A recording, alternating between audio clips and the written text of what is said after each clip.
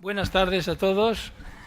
Gracias por venir a estas horas ya, todos cansados desde las 8 de la mañana aquí, trabajando un poco y además veo que hay bastante gente. Gracias por ello y gracias también a los ponentes que nos van a acompañar hoy a hablar de un nuevo fármaco con una una multifunción importante, un adecuado control, buen control de la presión arterial, tratamiento de la insuficiencia cardíaca, y ya algunos datos importantes apuntan a que además frena o tiene un efecto renoprotector en el sentido de que mejora no solamente la insuficiencia cardíaca, sino también la progresión de la enfermedad renal crónica. Estamos hablando de un fármaco combinado, inhibición de la angiotensina y de la neprilesina. Gracias. ¿Qué? Sí, gracias a Novartis por organizar una mesa tan importante en este momento de este nuevo fármaco, y tenemos a dos buenos exponentes, un cardiólogo y un nefrólogo, el doctor Núñez de Valencia, ¿no? Los dos de Valencia, son valencianos. El doctor Núñez, cardiólogo, nos va a hablar del manejo del sacubitril/valsartán en la práctica clínica renal, el punto de vista del cardiólogo.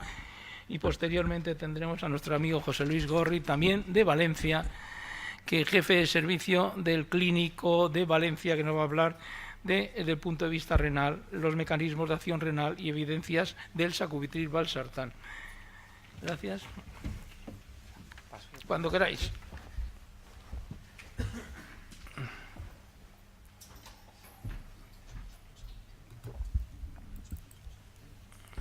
Muchas gracias por vuestra asistencia, muchas gracias a la Sociedad Española de Nefrología por esta invitación.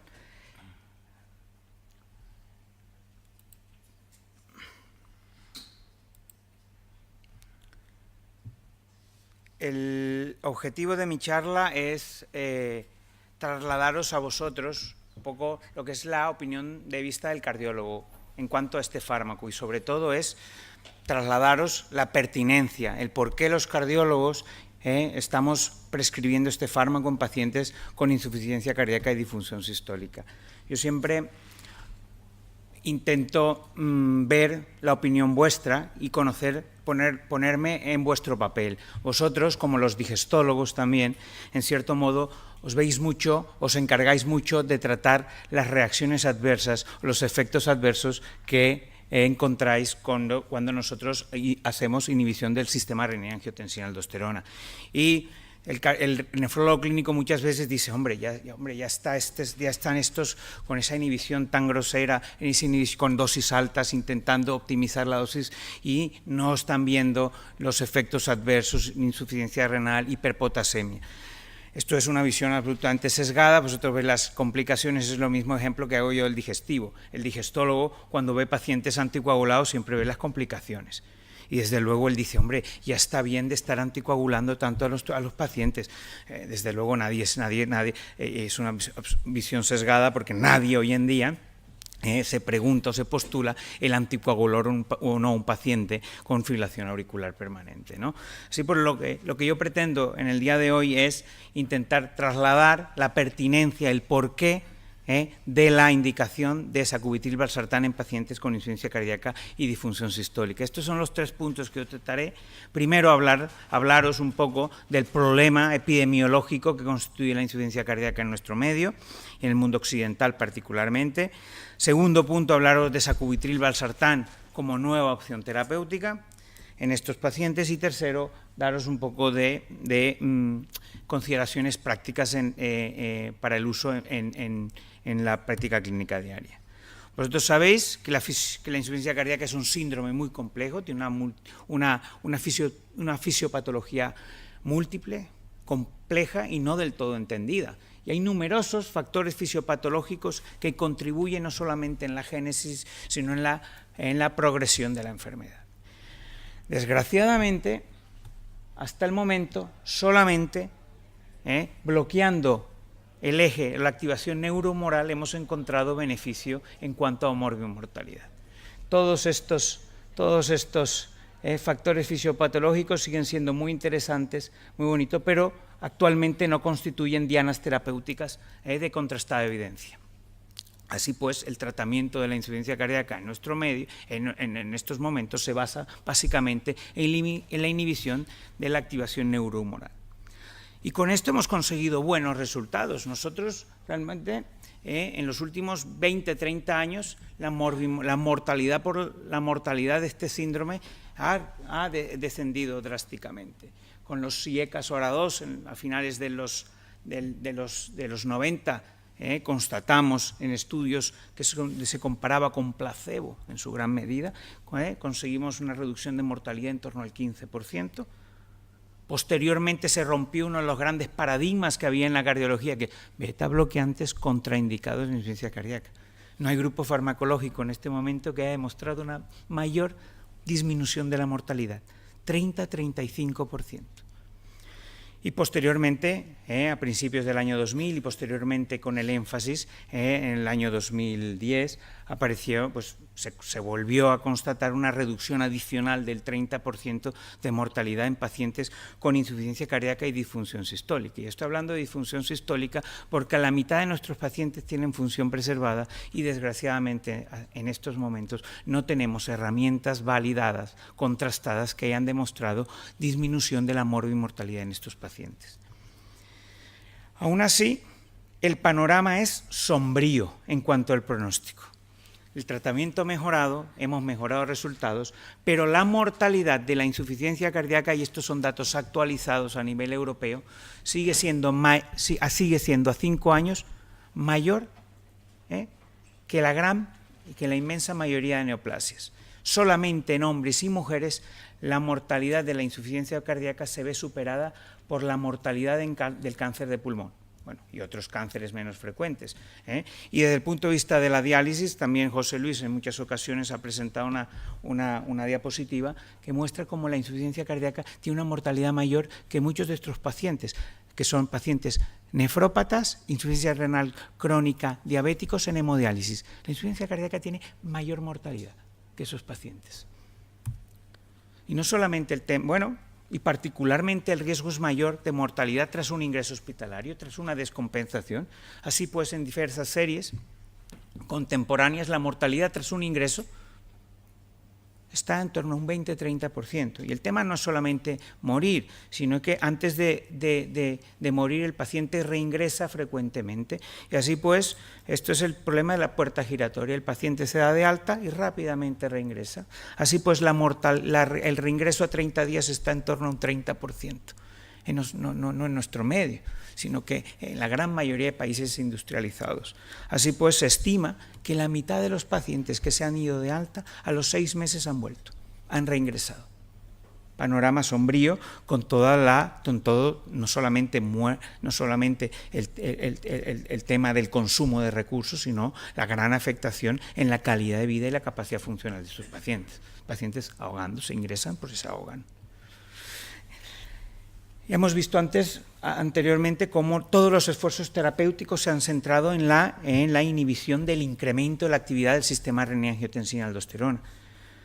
Pero afortunadamente cada vez tenemos más evidencia que actuando sobre la actividad de los péptidos natriuréticos podríamos nosotros obtener buenos resultados. Todos sabemos que los péptidos natriuréticos, esto es una hormona sintetizada por los miocardiocitos, especialmente de ventrículo izquierdo, cuando se ven sometidos a un exceso de presión. Y los efectos fisiológicos de esta activación de los péptidos natriuréticos son absolutamente antagónicos al efecto de la activación del sistema renin-angiotensina-aldosterona. Así pues, los péptidos natriuréticos producen, obviamente, como lo indica su nombre, natriuresis, vasodilatación, disminución del tono simpático, disminución de la actividad de aldosterona, disminución de la fibrosis miocárdica, del remodelado vascular, efectos todos positivos. Así pues, hay que recordar que el principal catabolismo de la actividad de los péptidos natriuréticos se lleva a cabo por una enzima que no es específica, es bastante promiscua, le gustan muchos péptidos vasoactivos del organismo, que se llama neprilicina, anteriormente llamaba endopeptidasa. Neprilicina inhibe la activación, inhibe lo que, o sea, neplicina degrada los péptidos natriuréticos. La vida media de los péptidos natriuréticos es muy corta, son minutos. Si inhibiendo su degradación, aumentamos sus niveles plasmáticos, aumentando teóricamente su actividad. Esto es la teoría. Afortunadamente, cada vez tenemos más datos que apoyan de que los valores o que esta vía de la neplicina tiene valor pronóstico en insuficiencia cardíaca, tiene valor desde el punto de vista fisiopatológico. Por ejemplo, os presento datos de artículos de nuestro grupo de investigación recientemente publicado en JAG Heart Failure 2015 o el año pasado en JAHA, donde mostramos que valores elevados de neplicina, menor actividad de péptidos natriuréticos, porque hay mayor degradación, se asociaría a mayor morbimortalidad en pacientes, y no solamente mayor mortalidad, sino mayor carga de reingresos, no solamente reingresos por insuficiencia cardíaca, sino reingresos por todas las causas. Paciente con mayor actividad de neplicina podría tener, tendría un peor pronóstico. Así pues, inhibiendo neplicina, aumentaríamos lo que es la actividad de los péptidos natriuréticos y también, esto es teoría, porque hasta el momento no tenemos mucha evidencia sobre estos mecanismos ancilares de la inhibición de neplicina, pero sí sabemos que desde el punto de vista teórico hay numerosos, más de 50 vasopéptidos son sustratos de neplicina. Así pues, nosotros inhibiendo neplicina podríamos tener un aumento en la actividad biológica de péptidos que probablemente muchos conocéis, aunque su efecto fisiológico en muchos casos es desconocido, pero por ejemplo tenemos aumento de adrenomodulina, bradicininas, proencefalina, numerosos péptidos vasoactivos que podrían en cierto modo estar explicando ciertos mecanismos ancilares o más allá del aumento de la actividad de péptidos natriuréticos. Afortunadamente tenemos un fármaco que actúa sobre la inhibición de neplicina y en este caso es sacubitril/valsartán. Es una molécula dual que por un lado lleva valsartán, que todos ya lo conocéis, un antagonista de los receptores de angiotensina, y por otro lado sacubitril, un inhibidor de neplicina. ¿Qué conseguimos con este fármaco? Conseguimos una inhibición del sistema renina-angiotensina-aldosterona y conseguimos una inhibición de neplicina y un aumento de actividad de péptidos natriuréticos. ¿Y cuál es la evidencia clínica que avala su uso?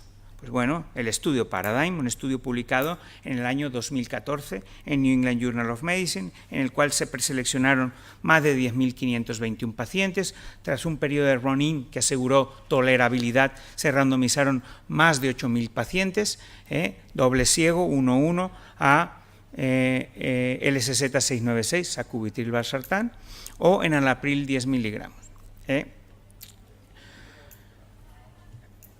Hay que decir que el estudio se paró prematuramente, por eficacia. A los 27 meses se paró el estudio. Hay que recordar que el criterio de valoración principal fue el compuesto de muerte cardiovascular o primer ingreso por insuficiencia cardíaca. Y aquí están los resultados. El brazo, los pacientes seleccionados o que tomaron LSZ696 mostraron una reducción significativa del criterio de valoración principal en un 20%. Y esto no solamente fue así para el compuesto, sino que fue así para muerte cardiovascular y para reingreso por insuficiencia cardíaca. El efecto es consistente y no solamente se debe a reingresos, el débil, sino que se debe a muerte cardiovascular. Y cuando desglosamos las muertes, vemos cómo el efecto es muy llamativo en una causa que es bastante frecuente, desafortunadamente inesperada, que es la muerte súbita. Tenéis que pensar que estos pacientes, una tercera parte, todo depende de las series, ¿no?, pero una tercera parte de estos pacientes suele tener una muerte inesperada, una muerte súbita por arritmias ventriculares. Es un paciente que teóricamente está bien y es un paciente que de un momento a otro ya no está. Entonces, la reducción de muerte súbita fue bastante llamativa, un 36% de reducción, y también hubo una reducción muy llamativa en la muerte por progresión de la enfermedad, la muerte por insuficiencia cardíaca progresiva. Esto es una gráfica que ilustra que no solamente se se observó una reducción de ingresos, de tiempo hasta el primer ingreso, sino que también hubo una reducción bastante llamativa en número de reingresos en el tiempo. Y los resultados fueron consistentes para los subgrupos más específicos, los subgrupos preespecificados más importantes de la enfermedad. Así pues, como veis aquí, no hubo diferencias en cuanto a edad, no hubo diferencias en cuanto a presión arterial, fracción de eyección media, filación auricular sí o no, y muy importante, me preguntaréis, en cuanto a filtrado glomerular. Tengo que deciros que los criterios de inclusión de estos pacientes son pacientes con disfunción sistólica del ventrículo izquierdo, NIHA clase funcional NIHA 2-3. Como criterio de exclusión, que cabe resaltar que están excluidos, como en la gran mayoría de ensayos clínicos en insuficiencia cardíaca, los pacientes con filtrados glomerulares menores de 30, que son un porcentaje muy llamativo de nuestros pacientes, en los cuales, si nos vamos a la evidencia, tendríamos que decirle que no vengan más a la consulta. Muy importante también el tratamiento, el efecto beneficioso en cuanto a eficacia fue consistente independientemente del tratamiento. Hay que decir que los pacientes del estudio Paradigm estaban excepcionalmente tratados, la gran mayoría de pacientes estaban beta bloqueados, más del 50% de los pacientes llevaban antialdosterónicos y el efecto fue consistente independientemente de las dosis de beta bloqueantes y si el paciente estaba tomando antialdosterónicos o no. ¿Y qué hay en cuanto a seguridad? Es pregunta, gran pregunta para un nefrólogo. Bueno, como es de esperar, un fármaco que lleva una molécula dual, que son dos fármacos que puedan bajar la tensión, pues hay más hipotensión, obviamente. 14 versus 9% durante el seguimiento. Pero lo que es importante destacar que hipotensiones sintomáticas fueron 2.7 versus 1.4. Aunque sí hubo más hipotensión sintomática, la frecuencia, pues desde luego no es tan llamativa, no es tan importante cuando se maneja con cabeza el fármaco, ¿no? En contraposición a este aumento de riesgo de episodios de hipotensión, hubo un mejor perfil de seguridad renal. No solamente en cuanto a deterioro de la función renal, episodios de creatinina mayor de 2,5 o mayor de 3 durante el seguimiento, sino también un mejor perfil de seguridad en cuanto a episodios de hiperpotasemia. No voy a ahondar, no voy a mostrar estudios al respecto, porque probablemente en la próxima sesión el doctor Gorris entrará en más detalles al respecto. También hay que destacar que no hubo más diferencias no hubo diferencias entre los dos brazos de tratamiento, entre uno de los efectos secundarios más temidos, que es el angioedema. Así pues, como resultado de la publicación del Paradigm, las guías de actuación clínica, estas son las guías europeas, pero las guías europeas, tanto las guías y las guías norteamericanas, ya aparece el fármaco en su algoritmo de tratamiento. ¿Y cuándo aparece el fármaco? Pues paciente que ya lleva un tratamiento con IECA beta bloqueante y antialdosterónico que persiste sintomático. O sea, prácticamente casi todos los pacientes podrían ser susceptibles a cambiar un IECA o un ARA2 por sacubitril/valsartán. Más resultados, y estos son datos ya muy recientes, que avalan la seguridad y la eficacia de sacubitril/valsartán en un escenario donde aún no había sido evaluado, que es en el paciente cerca de un episodio de agudización. Hay que resaltar que el paciente Paradigm era un paciente en situación de estable. Tenían que haber pasado 4 semanas tras un ingreso hospitalario. Es una situación estable y muchas veces sabéis que en situación aguda, desafortunadamente en insuficiencia cardíaca, no tenemos nada de contrastada evidencia. Si te vas a las guías de insuficiencia cardíaca aguda, todos son nivel de evidencia B y como mucho encuentras un B. Estamos huérfanos de estrategias sólidas validadas, de evidencia científica. ¿Qué ocurre en el paciente agudo? Bueno, tenemos 2 ensayos clínicos que han sido presentados recientemente en cuanto a la seguridad y eficacia de sacubitril/valsartán. El primero es el estudio Transition, que comparaba 2 estrategias de tratamiento: inicio al alta, en el momento del alta por insuficiencia cardíaca aguda, o inicio 2 semanas después. El objetivo era absolutamente seguridad, se evaluaba simplemente el porcentaje de pacientes, el criterio de evaluación principal, objetivo primario fue porcentaje de pacientes que llegaron a la dosis máxima del fármaco a las 10 semanas. Pues bueno, hay que decir que, que cerca de la mitad de los pacientes, sin diferencia en ambas ramas, cerca de la mitad de los pacientes se pudo titular a la dosis máxima recomendada, que es 200 miligramos cada 12 horas. Como objetivos secundarios, pues se observó que pues 2/3 partes de los pacientes, sin diferencias nuevamente en ambos brazos, llegaron a la dosis intermedia y la dosis alta. Y muy importante, un porcentaje muy bajo, menor del 5% en ambos brazos, el tratamiento tuvimos necesidad de discontinuarlo de manera permanente. Y más llamativo es aún los datos del estudio Pioneer, presentados en la AJA la semana pasada y publicados ese mismo día en New England Journal of Medicine.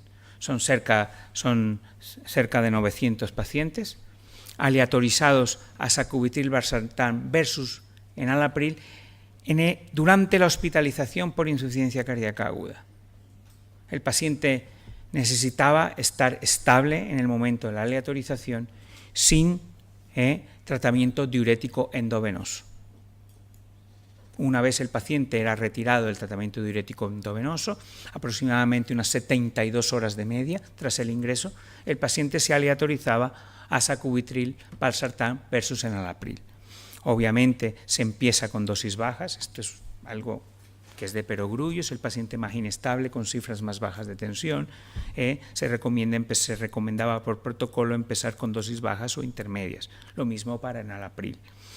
El tratamiento de titulación fue bastante agresivo, si os veis ya la primera semana se sugería, en base a las cifras de tensión arterial, subir a dosis intermedias o a dosis alta, pero siempre la titulación al alza está sujeta a la consideración del clínico, ¿no? Pues el criterio de evaluación principal era 8 semanas y aquí está el protocolo de titulación, básicamente se basa en las cifras de presión arterial sistólica. Hay que decir que el criterio de la inclusión para poder ser reclutado en este estudio necesitabas tener en el momento de la randomización cifras de tensión arterial sistólica mayores de 100. Aquí está el protocolo de titulación, muy sencillo, muy básico, entre cifras entre 100 y 120 se iniciaba con la dosis baja y cifras de tensión arterial sistólica mayores de 120 se empezaba con la dosis intermedia. Y así progresivamente se titulaba en base a las cifras de tensión arterial. Aquí están las características basales de la población, pacientes, bueno, característicamente estos ensayos son pacientes mucho más jóvenes de la práctica clínica diaria, con menos disfunción renal, con menos comorbilidades, pero bueno, son pacientes con una disfunción sistólica bastante severa, como podéis ver, la media de fracción de eyección está en torno al 25%. Muy importante, más de la mitad de los pacientes eran naïf de IECAS/FARA2, no estaban tomando IECAS/FARA2 previamente, y la media, en este caso la mediana de péptidos natriuréticos era bastante elevada. 2.800 versus 2.500. Y el criterio de valoración principal, ¿cuál fue? Fue un subrogado de severidad, que es el cambio de NT-proBNP a 8 meses. El estudio, desde luego, no tiene la potencia para evaluar consistentemente reducción de episodios adversos clínicos, y el criterio de valoración principal que se consideró en este estudio fue el subrogado de cambios de NT-proBNP. Cuanto más cambio de NT-proBNP, cuando hay mayor descenso de NT-proBNP, tú especulas que el paciente tendrá un mejor pronóstico. Esto es discutible, pero en la gran mayoría de estudios así se ha mostrado, ¿no?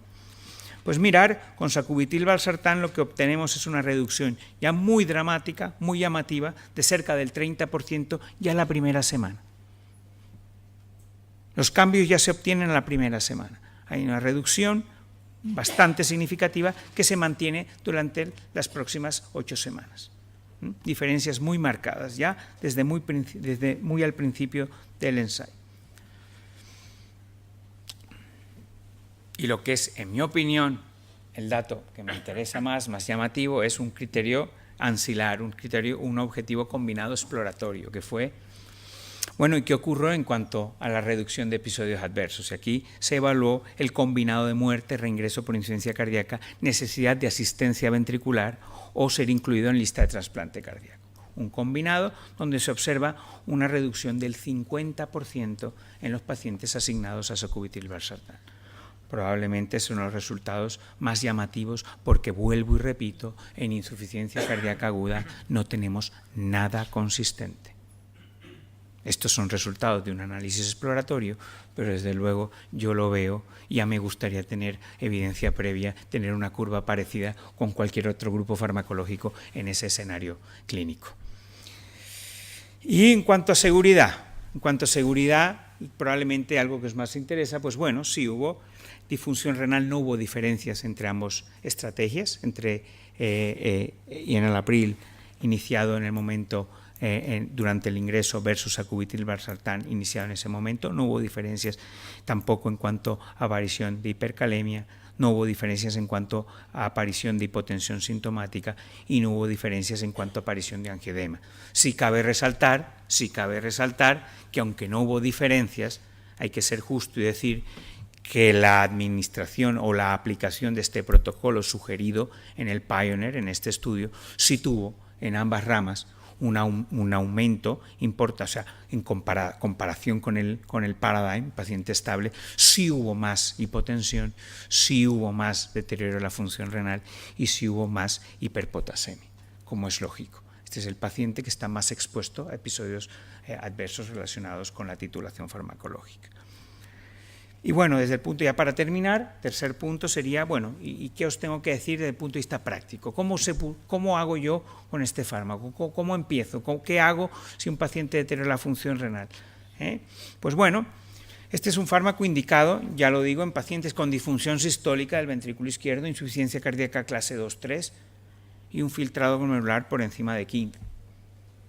En principio, hay que ser sensato, entre 15 y 30 tenemos poca evidencia, sabemos que es seguro, pero no tenemos evidencia sobre eficacia clínica, porque el ensayo pivotal excluyó pacientes con filtrados menores de 30, pero entre 15 y 30 hay cierta evidencia que avala su seguridad. Por ende, tenemos que tener un paciente con presiones arteriales más de 100, filtrado más de 15, potasio menor de 5,4. Y desde luego pues que no tenga hipersensibilidad, alergia, antecedente de angioedema, segundo y tercer trimestre de embarazo, insuficiencia hepática grave, cirrosis biliar primaria, cirrosis biliar o colestasis. Realmente los limitantes más importantes de este fármaco, de cara a la indicación de este fármaco, está la hipotensión arterial, la hiperpotasemia y el filtrado glomerular menor de 15. ¿Y cómo hacemos? Nosotros, en práctica, en el Paradigm, el 80% de los pacientes llegaron a dosis máximas. Esto es un ensayo clínico, que es pacientes seleccionados, como todos sabéis, 10 años, una media 10 años menores que lo que es la práctica clínica. Pues bueno, en este ensayo clínico, los resultados, desde luego, si tú quieres extrapolar los resultados del Paradigm a tu práctica clínica diaria, tienes que proceder de la manera más parecida al ensayo. Por ende, siempre hay que intentar titular a la máxima dosis posible. Y esto es una verdad no solamente para este grupo farmacológico, sino para todos los grupos farmacológicos que han demostrado reducción de mortalidad en este síndrome. ¿Y cómo empezamos con sacubitril/valsartán? Bueno, habitualmente la práctica clínica diaria me dice que en casi todos los pacientes empezamos con la dosis baja. ¿Por qué? Porque la mayoría de pacientes están mucho más enfermos o están mucho más justos en cuanto a función renal, potasio y cifras de presión arterial que los pacientes de los ensayos. Así pues, nosotros cuando tenemos un paciente con cifras de presión arterial entre 100 y 110, recordar que menos de 100 la ficha técnica dice que no habría que administrarlo, aunque sin embargo en pacientes seleccionados con un seguimiento muy estrecho nosotros lo estamos haciendo. Entre pacientes entre 100 y 110, filtrado menor de 60, o paciente que esté llevando previamente dosis bajas de IECAS/PARA2, empezamos con la dosis baja. Prácticamente todos los enfermos de la práctica clínica. Si por el contrario el paciente tiene cifras más altas de tensión, más de 110, si el filtrado glomerular es mayor de 60, y el paciente está tomando dosis altas ya previamente de EIA-casoarados, podríamos empezar con la dosis media. Y cada 2 semanas, esto era antes cada 2 semanas, ya cada semana este protocolo de titulación varía mucho en función de las capacidades logísticas que tengamos, ¿no? Podemos ir titulando al alza la dosis. ¿Y cuándo tenemos que interrumpir el fármaco? Bueno, cuando tengas hipotensión sintomática clara, tensiones arteriales menores de 95 y mejor aún menores de 90, en esos casos se debe interrumpir el fármaco, pero interrumpir siempre con carácter, como lo hacemos, con un carácter transitorio inicial. Esto de que cuando, no, quítese usted este fármaco, le estamos privando a un paciente de toda la eficacia demostrada previamente. Y hay muchos casos que se puede titular otra vez el fármaco en función de conseguir otra vez la estabilidad clínica del paciente. Así pues, debemos intentar muchas veces revisar el tratamiento farmacológico que lleva el enfermo y llevamos sorpresas. Nos llevamos las sorpresas de que el paciente está llevando un alfa bloqueante o un calcio antagonista prescrito hace 5 o 10 años que nadie en este momento se cayó en que ese fármaco en esos momentos para este paciente ya no tiene ningún sentido. Y probablemente retirando ese alfa bloqueante o ese calcio antagonista podemos volver a prescribir el fármaco o incluso titular al alza. También muy importante en estos casos titular la dosis de diuréticos.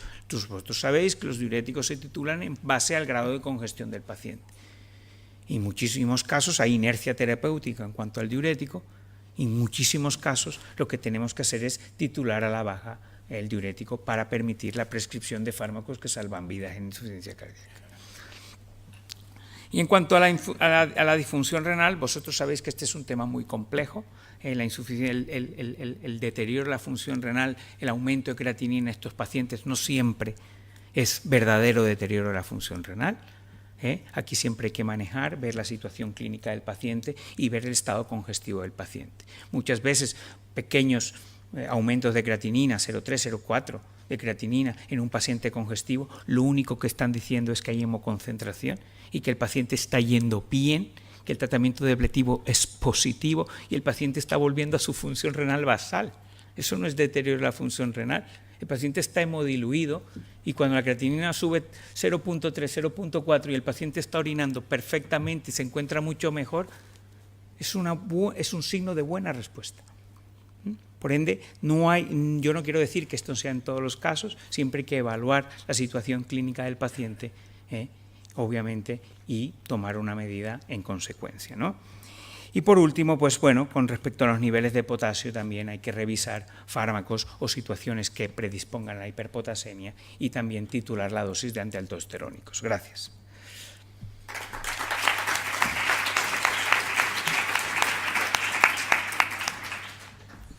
José Luis, tu tiempo. Bueno, muchas gracias al Congreso, a la SEN y a Novartis por traer este tema aquí que creemos que es importante porque gracias Julio nos has dado una explicación magnífica porque los nefrólogos hay cierta manía en quitar algunos fármacos porque nos vienen por efectos secundarios. Realmente los que van a prescribir estos fármacos son los cardiólogos, algún internista, algún médico de primaria muy interesado en el riesgo vascular, pero estos enfermos los sufrimos los nefrólogos, porque la primera pregunta es deterioro renal, vienen corriendo, o llaman a una hoja de consulta, o te llaman por teléfono, o aparecéis en la consulta, ¿con qué hago con esto? ¿No? Bueno, pues voy a intentar verlo, esto es una nueva forma, porque Julio nos ha informado de una forma de tratar la insuficiencia cardíaca. Yo voy a hablar de una nueva forma de tratar la insuficiencia cardíaca, al menos desde el punto de vista renal y cómo podemos enfocarlo. Bueno, todos conocemos que el riñón, y muchas de las diapos me las ha puesto Julio, con lo que vamos a ir mucho más rápido, riñón y corazón trabajan conjuntamente, y la disfunción de un órgano lleva a la disfunción de otro, y ambos grupos ambos órganos pueden beneficiarse de tratamientos en común, ¿no?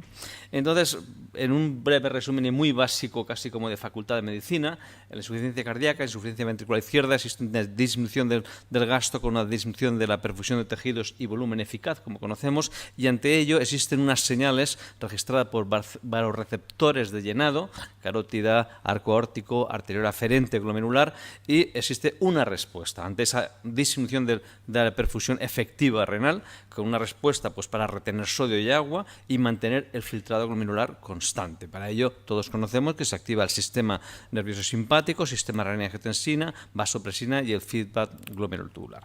Entonces, hay unos mecanismos que son los mecanismos que ocurren fisiológicamente en una persona que está relativamente sana y con buena capacidad de respuesta, pues ante un aumento ante esta insuficiencia cardíaca o déficit de volumen efectivo, hay un aumento de la reabsorción tubular para conservar el volumen, una vasoconstricción de la arteriol aferente para mantener el filtrado glomerular, un aumento de la sensibilidad del feedback glomerular, pero cuando existe un fallo cardíaco más avanzado en personas ancianas que no tienen esta respuesta igual que en una persona más joven o con una fracción de eyección muy deteriorada, que son desafortunadamente cada vez más, este mecanismo sobrepasa esa línea roja que he puesto y entonces lo que es una vasoconstricción de la arteriol aferente se hace demasiada vasoconstricción, hay cese de la diuresis, hay mucha activación del sistema nervioso simpático, mucha vasoconstricción sistémica que hace que hemos pasado la línea roja y ya es perjudicial para el paciente.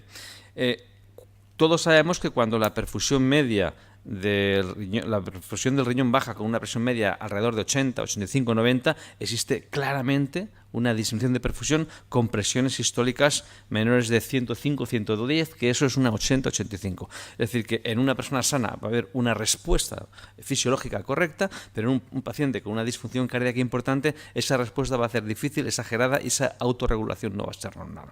Entonces, cuando existe la insuficiencia cardíaca, lo primero que se produce es una vasoconstricción de la arteriol aferente con una mayor activación de este sistema renina-angiotensina y en el sistema nervioso simpático para compensar ese déficit de volumen eficaz que es retener agua y sodio. Y curiosamente esto se asocia a una disminución muy grande del flujo renal, pero a una disminución no tanto como debiera corresponder del filtrado glomerular, sino que prácticamente el 50% de lo que le tocaría. ¿Por qué? Porque existen unos mecanismos que están en el sistema renina-angiotensina modificando la vasoconstricción de la arteriol aferente y otros sistemas para retener sodio que permiten que haga un aumento de presión ante ese déficit de volumen eficaz. ¿Qué hemos hecho hasta ahora? Pues insuficiencia cardíaca, déficit del filtrado, mucho mayor déficit del flujo plasmático con la fracción de filtración por nefrona elevada, pues damos un bloqueador del sistema renina-angiotensina, dilata la arteriol aferente y ¿qué pasa? Que hace un balance global neto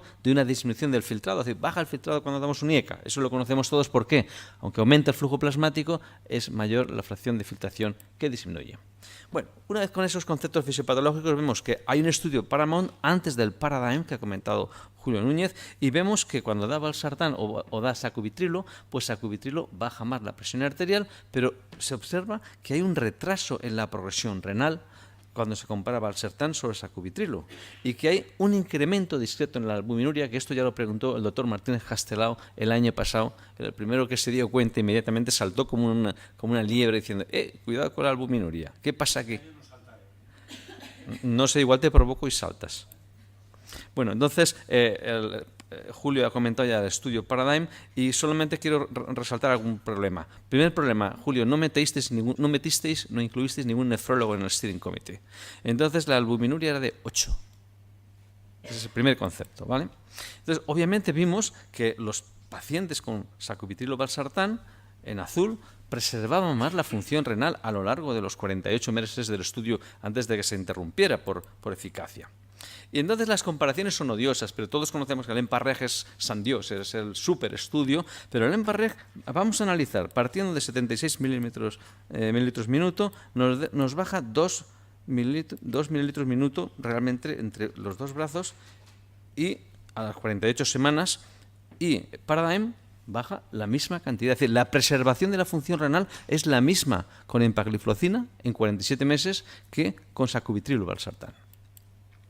Y en otro estudio publicado también por Daman sobre un subanálisis del Paradigm, muestra que aquellos pacientes arriba con enfermedad renal crónica presentaban mayor incidencia de evento renal, mostrado como esto, una reducción del 50% de filtrado o inicio de diálisis como primer evento, los pacientes con enalapril más que sacubitrilo, y en los pacientes sin enfermedad renal crónica, filtrado por encima de 60, también pasaba lo mismo. Peor enalapril que sacubitrilo valsartán. En otro subestudio del Dr. Packer analizaron qué pasa en diabéticos y en no diabéticos. Pues también ocurría lo mismo. En los diabéticos, en rojo, obviamente tenían mayor progresión, mayor deterioro renal. Si llevaban enalapril en rojo oscuro, tenían mayor deterioro renal o menos preservación de la función renal a lo largo del estudio, de los 3 años, que los del sacubitrilo, y lo mismo ocurría en azul oscuro o azul claro, según enalapril o sacubitrilo. Es decir, que había beneficio de sacubitrilo valsartán en pacientes con y sin insuficiencia renal y con y sin diabetes. Y entonces vamos al aspecto de la albuminuria. Vale, esta mañana han presentado una magnífica comunicación los compañeros del Hospital Clínico y hablaban también de esta albuminuria. Hay que medir. Entonces, el estudio inicia, estos son los datos, que inician con 1 miligramo milimol. En Cataluña utilizan miligramo milimol, el resto del país miligramo-gramo. Eso son 8 miligramos milimol, 8 y pico. Entonces, recordemos que los valores normales de albuminuria es 30 miligramos gramo, y recordemos que la albuminuria tiene una variabilidad individual del 20 al 40%. Entonces, yo creo que esto personalmente no debe ser significativo, porque esas variaciones de la albuminuria se pueden interpretar de entrada con una variabilidad individual.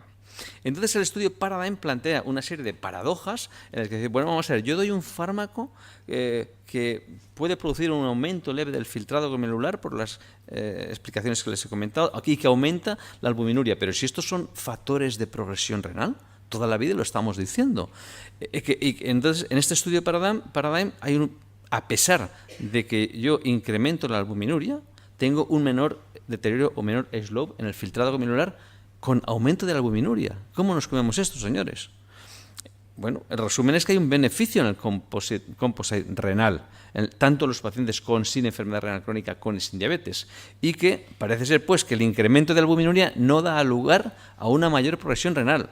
Bueno, ¿dónde estamos? ¿Cuál es la situación? ¿Cómo podemos aclarar esto? Pues bueno, Julio ya ha explicado el mecanismo de cómo actúa sacubitrilo valsartán, con lo que me ahorro. Entonces voy a pasar al final de la charla, que es cómo actúa en el riñón. Esta diapositiva no me he resistido a quitarla, porque recordar que las asas glomerulares pues, se expanden. Es como todo el sistema vascular del organismo. Tenemos capacidad para 5 litros, o sangre de 5 litros, pero tenemos capacidad para 10. Pues dependiendo de muchos factores, sabemos que esto se contrae, y hay unas fuerzas que todos conocemos de la arteria aferente, entra a 100 mililitros de mercurio y sale a 10, y aquí tenemos una presión capilar glomerular de alrededor de los 50, que es lo que induce la diuresis, y esto es fisiología pura. El filtrado es el coeficiente de filtración que tiene, que este coeficiente de filtración puede aumentar o disminuir según el mesangio aumente o se expanda o no, o según esos ovillos vasculares se dilaten o no, por la presión de filtración, que está inducido sobre todo por la presión capilar glomerular. Y esta presión capilar glomerular va a estar basada pues, en simplemente en la perfusión, la presión de perfusión, ni más ni menos, porque cambios en la presión oncótica son mínimos. Y luego por otros fármacos, hay fármacos que bajan la presión arterial, que Julio ha comentado que la hipotensión es un problema, fármacos que actúan sobre la resistencia arterial aferente, hormonas vasoconstrictoras, el sistema nervioso simpático, o sobre la aferente, adenosina, péptidos natriuréticos, o IECAS o ARA2, o los ARNI, que pueden actuar sobre las dos. Recuerdo que cuando llega a la arteria aferente entra con esos 100 milímetros de mercurio y sale a 10, y llega a una presión capilar glomerular aproximadamente de unos 50, ¿no? Recuerda aquí esta gráfica, que es la gráfica que he puesto antes, que el mesangio puede expandirse o no. Y esta es una gráfica de cómo llega la presión arterial a la arteria aferente y sale en la aferente. Pues la insuficiencia cardíaca, ese déficit efectivo glomerular, hace que de 50 pase a 40, que baje un 10, un 15% la perfusión. ¿Qué produce sacubitrilo valsartán o los péptidos natriuréticos sobre el riñón? Primero, inhibe la reabsorción de sodio, túbulo contorneado proximal y en túbulo contorneado distal. Eso es importante, ¿no? Porque además inhibe la secreción de agua por inhibición de la vasopresina. Yo os recomiendo este artículo de Berringer, que está ahí abajo, que lo explica muy bien. Y además mantiene el filtrado glomerular, que ahora veremos cómo Con lo que si hacemos un efecto natriurético, llega más sodio a la mácula densa y estamos haciendo lo mismo con un SGLT2. Al llegar a la mácula densa se para el feedback glomerulotubular y no se retenga más sodio. Además, induce supresión del sistema nervioso simpático y sistema renina-angiotensina, induciendo pues natriuresis, y en un paciente con un bajo flujo de perfusión aumenta la fracción de filtración por nefrona que estaba baja, y esto hace que aumente levemente el filtrado glomerular porque a través del GMP cíclico los péptidos natriuréticos lo que hacen es una vasoconstricción de la arteriola eferente, es decir, lo contrario de un IECA grados, y una vasodilatación de la arteriola aferente, lo contrario de un SGLT2.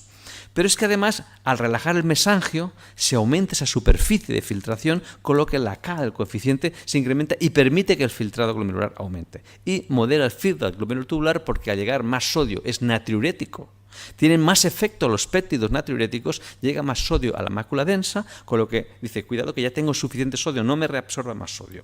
Bueno, esto se muestra aquí en esta gráfica, entra con 40, estamos en perfusión baja por insuficiencia cardíaca, baja a 30, entonces le damos un IECA o un ARA2, ¿y qué ocurre? Cuando damos sacubitril valsartán, cerramos un poquito la arteriola eferente y abrimos un poquito más la arteriola aferente. ¿Y esto es bueno cuando? Es bueno cuando el paciente está con hipoperfusión por insuficiencia cardíaca, con lo que se normaliza a los 40 la presión de perfusión. Es decir, que sacubitril valsartán lo que hace es que en un paciente que tenía insuficiencia cardíaca, que la adenosina está contrayendo la arteriola aferente y el IECA o el ARA2 está dilatándola, restablece la presión dentro del glomérulo que estaba baja por dilatación de la arteriola aferente y vasoconstricción de la eferente, además de relajar el mesangio, aumentar la superficie e inhibir la renina. Por lo tanto, es un fármaco que en situaciones de insuficiencia cardíaca recupera o restablece un filtrado glomerular disminuido, que esto probablemente no ocurra en situaciones de no insuficiencia cardíaca. Es decir,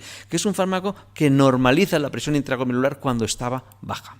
Y aquí les muestro una gráfica que mostré también en el curso ayer de diabetes, hiperfiltración, angiotensina, bloqueo del sistema de angiotensina, SGLT2, bloqueo del sistema de angiotensina. ¿Y qué pasa ahora cuando demos un SGLT2, sacubitril valsartán, bloqueo del sistema de angiotensina? Que cuando dábamos un bloqueo del sistema renina-angiotensina, la hipertensión glomerular, que estaba muy elevada por encima del rango normal, se normaliza, pero no del todo, porque los pacientes continúan progresando. Si damos un SGLT2, bajamos bastante la presión dentro del glomérulo, que a veces si nos pasamos con mucho diurético podemos inducir hipotensión.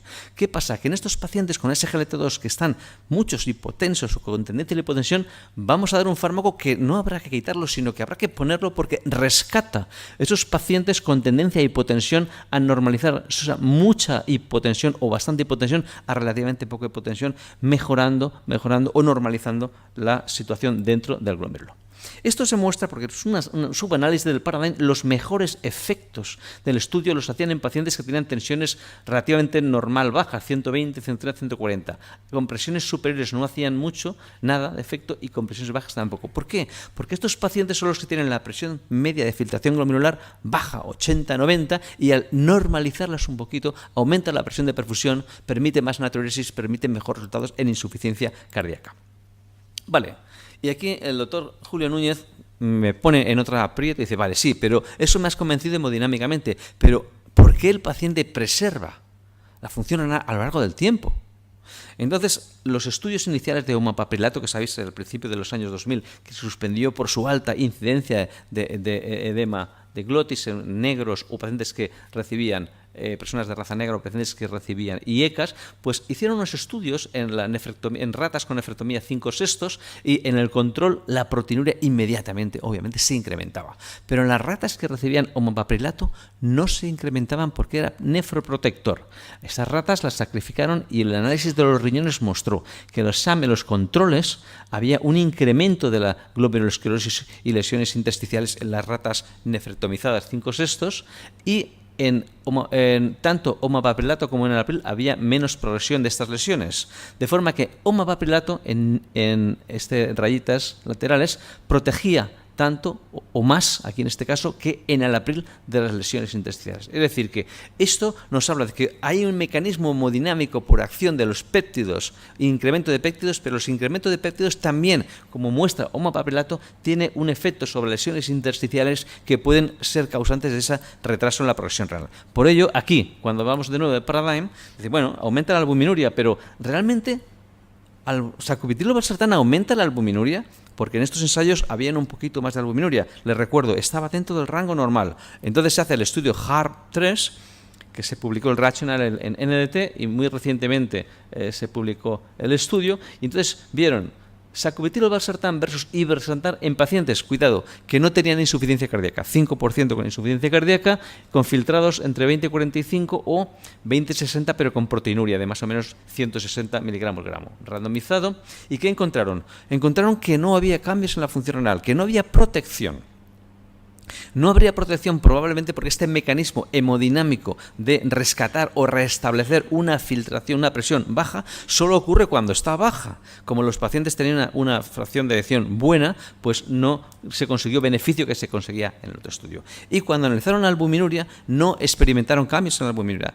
Sacubitril/valsartán no incrementó la albuminuria. Probablemente, ¿por qué? Porque cuando estábamos hablando del Paradigm estaba con niveles dentro de la normalidad y la variabilidad. En este caso, incluso los pacientes con sacubitrilo tenían una presión arterial más baja y no hubo cambios en la albuminuria.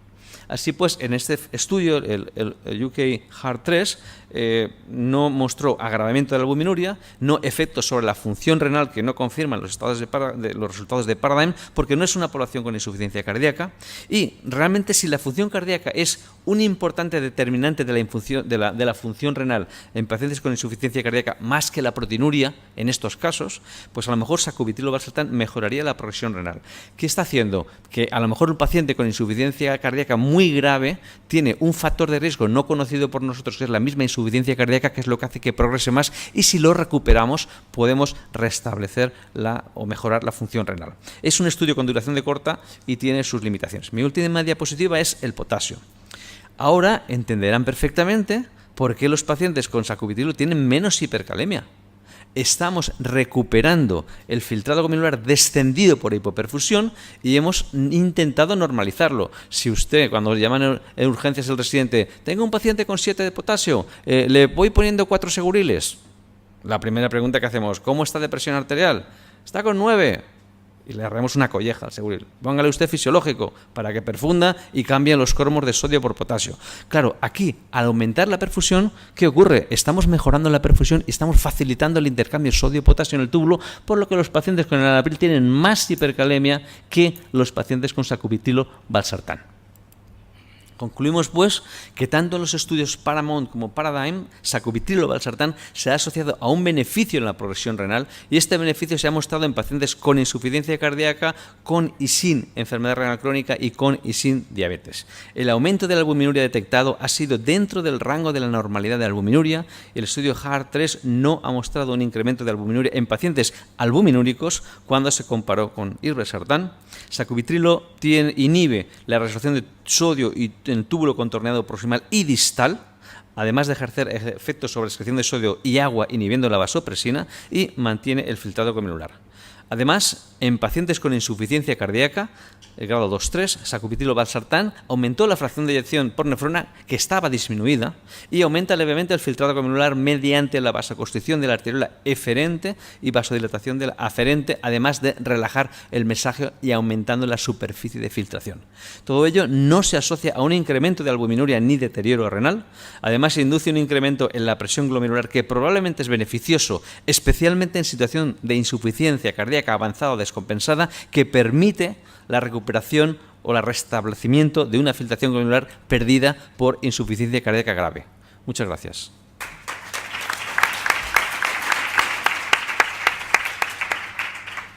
Muchas gracias, José Luis.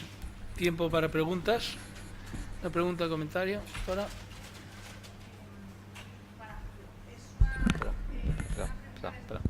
Una pregunta en práctica clínica. Has comentado el esquema de manejo, el inicio con dosis bajas, con presiones sistólicas a partir de 100, que ya nos puede llamar la atención. no se comenta presiones diastólicas. A veces estos pacientes, sobre todo los pacientes mayores, una sistólica no así, pero las diastólicas más bajas nos dicen que el corazón no se perfunde en diástole, pueden ser pacientes isquémicos, coronarios. El manejo en estos pacientes, y justo las guías nos dicen que no tengamos diastólicas por debajo de 70, que cuidado con los pacientes más frágiles, como son estos pacientes que ya son prevención secundaria, etcétera. El manejo con estas tensiones que ya son justitas con este fármaco de estos pacientes, ¿cuál es tu experiencia? El que lidia con insuficiencia cardíaca ve la hipertensión arterial como una ventaja terapéutica. Cuando me viene un paciente a mí con 140 de sistólica, yo sé que ese paciente está muy bien. Y si está en 150, yo probablemente pienso que el paciente tiene febri recuperada. Yo digo, qué éxito del tratamiento, que este hombre ha vuelto a ser un hipertenso. Nuestros pacientes ya tienen problemas de hipotensión. Nuestro paciente excepcionalmente tiene cifras de tensión arterial más de 120. Un paciente con disfunción sistólica severa es un paciente que en su mejor momento se maneja con 100, 110, 120.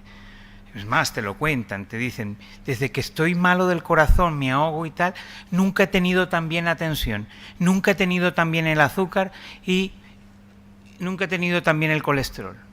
Siempre es lo mismo. Pero yo me encuentro muy mal, me ahogo.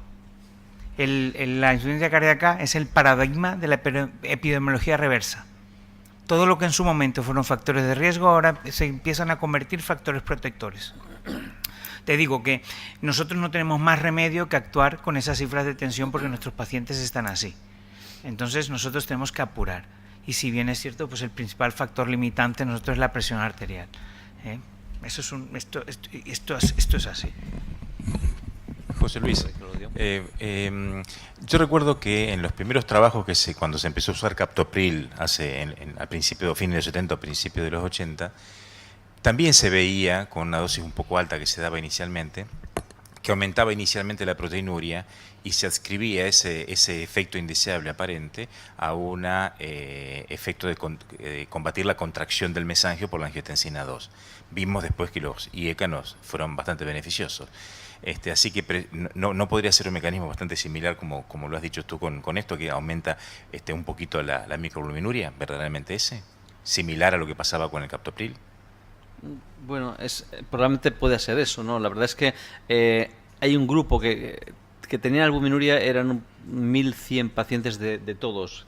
Pero al tener 1.100 pacientes tenían determinación de albuminuria, de los cuales el 15-20% tenía albuminuria. Yo creo que es un tamaño de muestra, es una mezcla de efecto que acabas de comentar. Segundo, efecto de que estamos pacientes con poca albuminuria, porque si son pacientes que tienen una cardiopatía más o menos crónica, no han desarrollado una hipertensión importante, salvo que fueran diabéticos. Y entonces yo creo que es un aspecto que hemos creído importante traer aquí, porque los nefrólogos nos van a consultar más de una vez y probablemente sea eso. Yo he visto que en el HAR, vemos en el estudio HAR 3 no se incrementa la albuminuria. Bueno, necesitamos más estudios y seguro que se van a poner en marcha específicamente con pacientes albuminúricos con insuficiencia cardíaca. Yo creo que nos dará la respuesta, pero probablemente, como en nefrología pasa en todo, no va a ser una única respuesta, sino un múltiple efecto de factores. Me parece interesante la puntuación que has hecho, Claudio. Sí. José Luis, si el principal mecanismo de prevención de la progresión de la enfermedad renal, de los bloqueantes del sistema renina-angiotensina, la disminución de la hipertensión glomerular, ¿qué papel podría jugar este fármaco en el sentido de que parece que lo que hace es evitar de alguna manera ese problema cuando le asocias inhibidor de la neprilesina? Sí, bueno, es un mecanismo antagónico, pero probablemente la situación, la hemodinámica cardíaca, la disfunción cardíaca induce unos cambios hemodinámicos renales que obedecen a patrones diferentes del paciente normal. Entonces, este paciente, cuando tenga insuficiencia cardíaca, probablemente quizá habrá que añadir como factor a corregir sobre la progresión renal, utilizar fármacos que mejoren la perfusión renal cuando está disminuida, porque un paciente, como dice Julio, con diátesis sistólica no va a ejercer aumento de la presión capilar glomerular como progresión renal. Pero hay otros mecanismos no descritos en el estudio de omapaprilato que afectan a nivel intersticial, que habrá que ver si tienen otros mecanismos antiinflamatorios, que son los mecanismos que sugieren. Y habrá que ver estudios a largo plazo y al final qué pasa con la proteinuria. Porque al final, por supuesto. Esta es una cosa que lo hemos dejado caer con muy pocos datos, pero ha sido una provocación. Alberto. Bueno, muchas gracias a los dos por las magníficas charlas y además Muy clarificadoras. Ya el año pasado nos dices una buena pincelada. José Luis, una de las diapositivas que has puesto es enormemente interesante cuando estudias qué pasa con las presiones intraglomerulares bajo diversos fármacos y al final con los inhibidores SGLT2. ¿Tenéis experiencia clínica ya contrastada de uso concomitante de sacubitril/valsartán más inhibidores SGLT2? Sí, bueno, compartimos enfermos Julio y yo y con Miguel González también y la verdad es que la experiencia es, como todo, un manejo adecuado puede beneficiar al paciente de forma importante. La duda puede ser, ¿qué ponemos primero, el SGLT2 o el sacubitril o valsartán? Yo creo que hay que poner el SGLT2 primero y el cardiólogo va a poner sacubitril o valsartán cuando haya disfunción cardíaca, pero la experiencia nos puede contar Julio porque son bastantes ya los pacientes, incluso con filtrados bajos que se han ido manteniendo y teníamos que haber quitado el SGLT2. Julio nos comentará. Vamos a ver, nosotros, esa pregunta que has hecho es tan pertinente que en los últimos 5 reuniones que he tenido sobre el tema, esa pregunta consistente, permanente, ya sea foro de cardiólogos, sea foro de endocrinos, sea foro de atención primaria. Es lo mismo. Cada vez más se constata que los pacientes llevan los 2 grupos farmacológicos.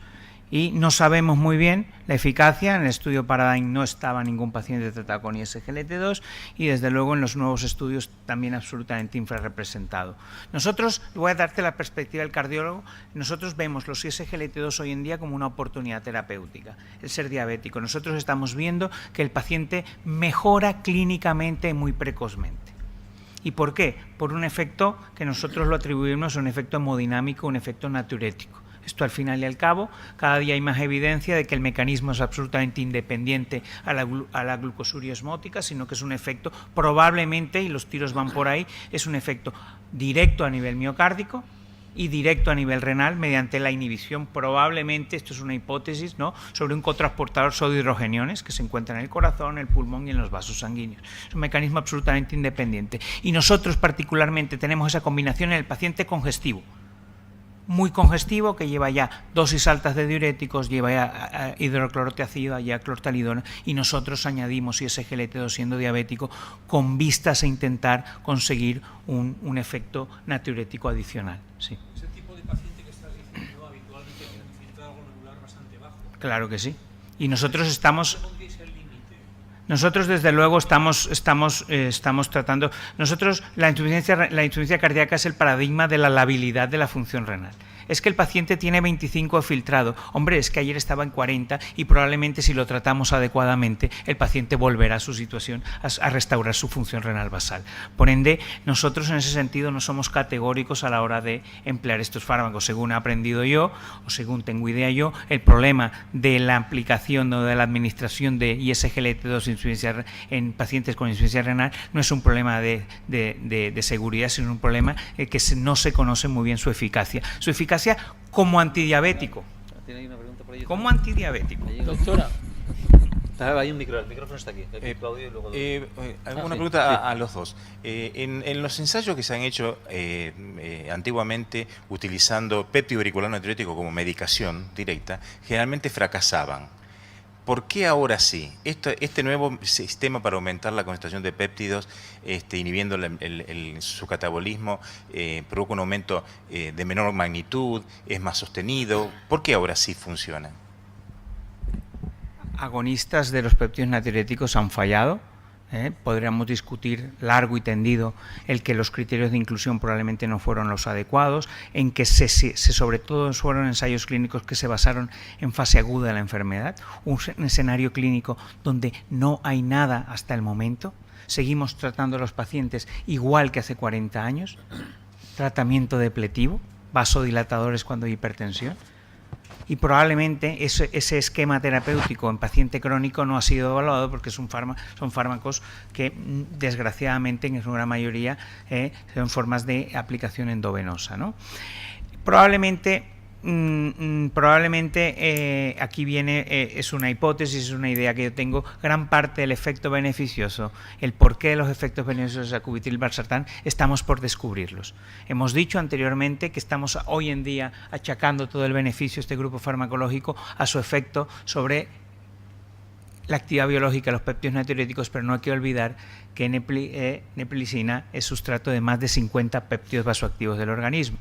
Más de 50 péptidos vasoactivos. Por ejemplo, nosotros tenemos un estudio muy reciente que está ahora en fase de revisión, en fase clínica, y que hemos visto ahora que hay un estudio básico donde muestran que parte del beneficio muestra un beneficio, un aumento muy llamativo de endorfinas tras la administración, tras la prescripción de sacubitril/valsartán, no solamente en animales de experimentación, sino que nosotros lo hemos visto en seres humanos. Última pregunta. Gracias. Soy Dorita Martín, nefróloga. Quería preguntar al doctor Gorriz sobre el comentario que ha salido del tratamiento concomitante de un inhibidor de la SGLT2 con el sacubitril/valsartán, que ha comentado que probablemente en pacientes con insuficiencia renal más avanzada lo que habría que hacer es quitar el inhibidor de la SGLT2. La semana pasada en la Sociedad Andaluza de Hipertensión surgió esta pregunta porque se la pregunté yo a Pablo Gómez, nefrólogo gaditano, que ha tenido bastantes estudios con los inhibidores de la SGLT2, y la pregunta era si se disminuye el filtrado, igual que ocurre con la furosemida, si que hay que dar más dosis porque la fórmula para que llegue a su receptor y haga su efecto, pero parece que con los inhibidores de la SGLT2 no llegan al riñón por el filtrado, sino por secreción tubular. Pero no llegan más. Entonces, no lo oigo. ¿Puedes subir? Perdón. Que no, es el técnico. Sí. Sí. Que el inhibidor de la SGLT2, que parece que llega al riñón, al túbulo renal, mediante secreción tubular, no mediante filtración. Entonces, en insuficiencia renal más avanzada, el eliminar ese inhibidor de la SGLT2, que tiene factores cardioprotectores y nefroprotectores, parece que está un poco más en controversia, dado que no tiene efectos secundarios, a no ser que sean las infecciones urinarias, que no tiene más efectos secundarios si lo tratamos con insuficiencia renal crónica avanzada. Lo único es que no haga tanto efecto, porque también hay menos receptores tubulares en insuficiencia renal crónica avanzada del transportador de glucosa, ¿no? Entonces, esa controversia de eliminarlo o no en insuficiencia renal crónica avanzada, el SGLT2, quería saber su opinión al respecto. Ya. Eso, en efecto, lo que se ha visto es, en los ensayos clínicos, se ha mostrado que los pacientes con insuficiencia renal obviamente tenían una reducción menos de la glucosa, porque estás bloqueándola, pero tenían incluso más beneficio cardiovascular. Incluso más beneficio en insuficiencia cardíaca. Eso no hay estudios que lo demuestren, pero teóricamente, si estamos bloqueando con el SGLT2, lo primero que hacemos es la reabsorción de sodio. Si bloqueamos la reabsorción de glucosa va con sodio. Entonces, si el fármaco independiente que esté es mayor o menos secreción tubular o a otro nivel, lo que estamos es, y el primer paso, estamos cortando de raíz la reabsorción de sodio. Y si yo ya corto la mitad de la reabsorción de sodio, luego hay otros mecanismos no conocidos de redistribución de sodio. Que SGLT2 parece que actúa redistribuyendo el sodio del organismo. No sé si conocerás los estudios de un nefrólogo alemán, Mayer, que está midiendo resonancias magnéticas y mide la cantidad de sodio y se especula que hay un tercer espacio bajo la piel. Entonces yo creo que en ese momento, y se ha visto que con SGLT2 baja ese espacio, que en hipertensos hay más sodio y que en pacientes en diálisis hay más sodio y en hombres hay más que en mujeres. Yo creo que simplemente es un tema de que si bloqueamos la reabsorción de SGLT2, ahí se pierde mucho sodio y los otros mecanismos no lo conocemos y no creo que tenga que ver la secreción. Pero me parece una pregunta muy interesante y la voy a revisar. De cualquier manera, no hay que olvidar que la indicación autorizada de los inhibidores del SGLT2 es el efecto antidiabéticos orales por el efecto glucosúrico en pacientes con filtrado glomerular por encima de 30 mililitros al minuto, ¿no? Muchas gracias a todos.